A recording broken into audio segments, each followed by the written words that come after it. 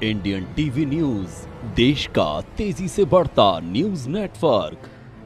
अभय प्रताप सिंह। अभय बुंदेला जी, आप ये बताएं, आपने जो एजुकेशन प्राप्त की है, क्या उसका लाभ आपको मिल पा रहा है? नहीं, पूरी तरीके से हमने जो एजुकेशन जिस हिसाब से करी है उस हिसाब से हमें कुछ भी लाभ नहीं मिल पा रहा है। अगर योगी जी और मोदी जी के प्रयास से इस देश में डिफेंस कॉरिडोर का निर्माण हो रहा है, उसमें बुंदेलखंड के लिए मोदी जी और योगी जी ने विशेष पैकेज तैयार किया है, जिसमें उन्होंने बांदा और झांसी को जोड़ा है।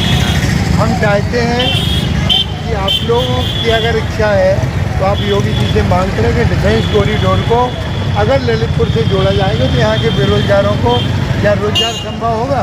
हाँ, बिल्कुल होगा। ये जो लोग बाहर जा रहे हैं मजदूरी वगैरह के लिए, तो ये लोग ललितपुर में ही रह के अपने परिवार का सब कुछ देखभाल कर सकते हैं। और यहाँ पे जो हायर एजुकेशन लेके बच्चे रहते हैं, उनकी भी समस्या है। हाँ, उनकी भी समस्या बहुत सी सॉल्व हो जाएगी। लोग बाहर जाके पढ़ाई वगैरह करते हैं, ठीक है, यहाँ पे भी आके लोग बाहर के आके पढ़ाई करते हैं, लेकिन वो लोग कुछ प्राप्त नहीं कर पाते यहाँ पे रह के।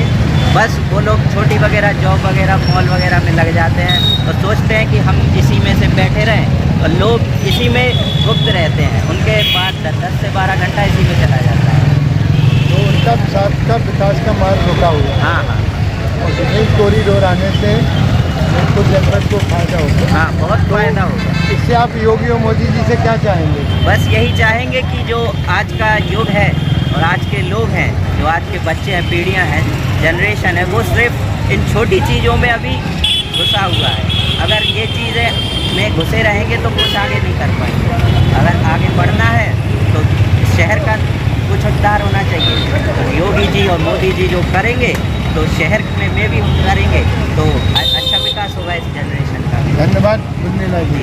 ललितपुर जनपद जब से ये देश स्वतंत्र हुआ है, जब से लेके आज तक गरीबी की और यहाँ के स्थानीय नेताओं की बदसलूकी कहें, उसके कारण ये आज तक ये दर्द झेलता आ रहा है।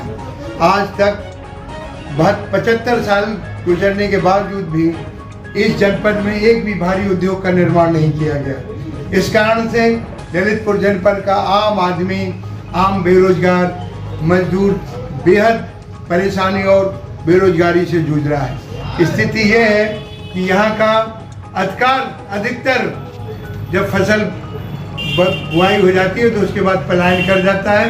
कोई दिल्ली मजदूरी को जा रहा है, कोई अहमदाबाद, कोई बॉम्बे।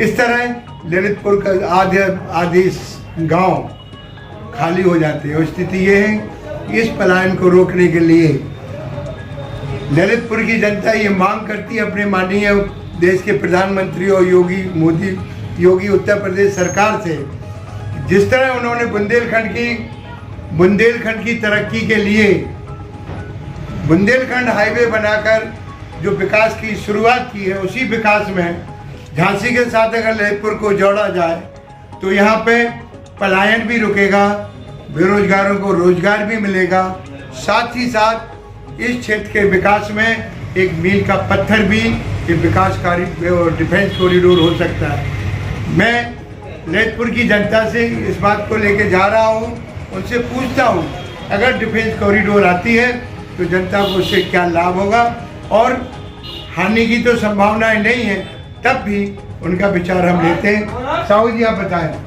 ललितपुर में अगर विकास कॉरिडोर आता है तो उससे क्या लाभ है, क्या हानि है, और आपकी नज़र में डिफेंस कॉरिडोर से लाभ क्या है? विकास की परियोजना है तो कोई भी आए वो सारी जनता की लाभ के लिए, बाकी डिफेंस कॉरिडोर आता है तो स्वागत है। मतलब आपकी नज़र में डिफेंस कॉरिडोर एक बच्चा छोटा सा आयोजन है, नहीं छोटी सी इंडस्ट्री है? नहीं, छोटी आप उसको कितनी, यानी देश के प्रधानमंत्री जिस योजना पे अपनी पूरी ताकत लगा रहे हैं, उस ताकत में आपने उसको बड़े सहजता से लिया। नहीं, ऐसा नहीं है। सारी ये आप ये वजनदारी से कहिए डिफेंस कॉरिडोर को ललितपुर में जोड़ा जाए, जो ललितपुर का सौभाग्य होगा। नहीं जोड़ा जाए अच्छी बात है, कोई उसमें दिक्कत मतलब आपकी इच्छा नहीं है कि ललितपुर में जुड़े? इच्छा कैसे नहीं, अन्य सारी योजनाएं प्रदेश में एक जैसी तो नहीं हो सकती ना, नहीं। किसी न किसी रूप में किसी न किसी जिले। ओम प्रकाश जी, आप ये बताएं कि उत्तर प्रदेश में योगी जी ने झांसी को डिफेंस कॉरिडोर से जोड़ा। माननीय प्रधानमंत्री ने औद्योगिक विकास को लेकर जो योजना चालू की है उसमें डिफेंस कॉरिडोर टॉप पे है और उसमें झांसी को जोड़ा। आपको नहीं लगता कि ललितपुर को भी उससे जोड़ा जाए तो यहाँ के बेरोजगारों को रोजगार मिले? तो सर ये समझ लो, हम जब से पैदा हुए हैं ये बेरोजगारी की मांग जब से चल रही है ललितपुर में, तो जब से भारतीय जनता पार्टी आई है शासन में तो हमें उम्मीद बढ़ गई है कि जो झांसी जो कॉरिडोर बन रहा है जो व्यवसाय के लिए, वो ललितपुर को जोड़ना चाहिए। इसलिए जोड़ना चाहिए जैसे कि हमारे यहाँ बांध बन गए, कई बांध बन गए, लेकिन वो बांध किस काम की? अगर बांध की जगह अगर 10 फैक्ट्रियाँ लग जाती तो हमारा उद्योग लग जाता तो जो ललितपुर ज़िले से जो प्लान कर गए लोग वो हमारे ललितपुर ज़िले में काम करते, कई ऐसे रोजगार के साधन बढ़ते जिससे हमारी काफ़ी हद तक बेरोजगारी कम होती। श्रीमान जी, मैं चाहता हूँ कि यहाँ पर बड़े बड़ी फैक्ट्रियाँ डलें, अच्छे उद्योग डलें, जिससे उद्योग आने से श्रीमान जी हर चीज़ का व्यवसाय बढ़ता है। उद्योग होगा, फैक्ट्री होगी तो। गोपी चंद जी, आप ये बताएं, अगर ललितपुर में डिफेंस कॉरिडोर बनता है तो ललितपुर को उससे जनता को क्या लाभ है? जनता हो क्या, जो बेरोजगार है उनके लिए रोजगार हो जाएगा भैया। और ललितपुर में कुछ भी ऐसा लगा हुआ नहीं है, ऐसा कोई कारखाना नहीं है जो ललितपुर का विकास हो। ललितपुर में जो बेचारे बेरोजगार घूम रहे हैं उनको कोई रोजगार मिल जाए, बहुत अच्छी बात है। हम कह रहे ललितपुर में अगर डिफेंस कॉरिडोर हो जाएगा तो ललितपुर में कुछ न कुछ जो बेरोजगार घूम रहे हैं उनको रोजगार तो मिल ही जाएगा। बहुत अच्छा है, होना चाहिए। हम कह रहे हैं और भी कारखाने और भी कोई ना कोई कारोबार हो जिसमें विकास हो। अरे बहुत बेरोजगारी है ललितपुर में। ललितपुर के कई बेचारे आते हैं हमारे यहाँ की नौकरी, तो हम कितने से आदमियों को नौकरी देंगे? कितना सा हमारा छोटा सा काम है, सब लोग बाहर जाते हैं नौकरी करने।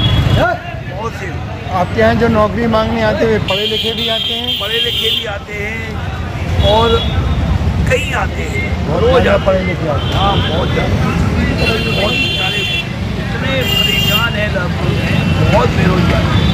ये गोपीदास जी हैं, गोपी चंद जी, ये भारत बाजार के मालिक हैं।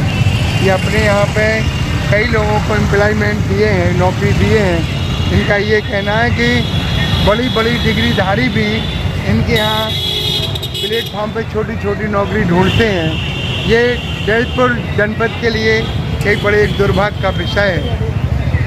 कैमरामैन प्रदीप के साथ इंडियन टीवी न्यूज़ से सुनील शर्मा की रिपोर्ट।